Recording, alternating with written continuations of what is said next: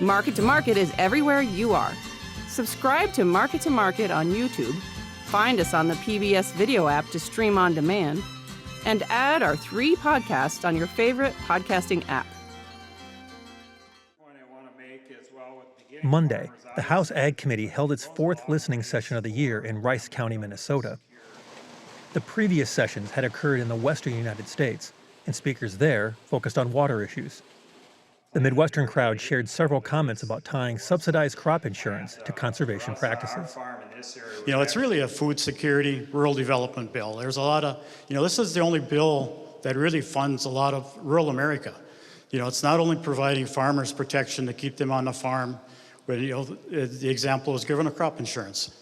The intent is not to profit off it. The intent is, if you go through a crop disaster, to keep you on the farm.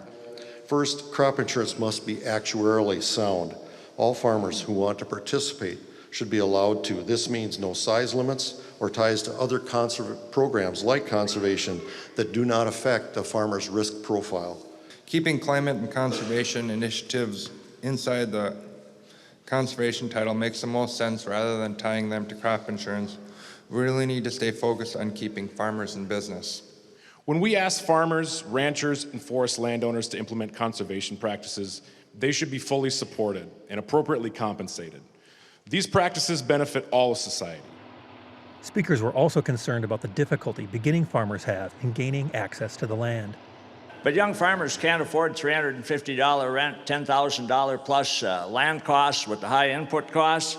They just can't possibly compete with the mega farms that we're seeing. In the next Farm Bill, we need to acknowledge that the playbook is changing, and we need policies that recognize diverse models of how food is produced, and we need policies that support farm viability for young farmers and for farmers of color.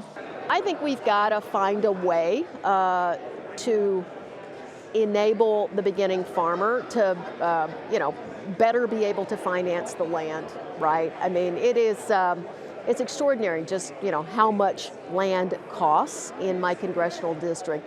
Well, I think what we heard today is don't mess with crop insurance. It's working.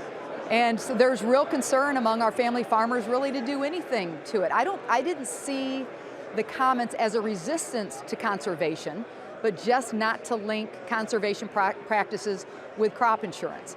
For Market to Market, I'm Peter Tubbs.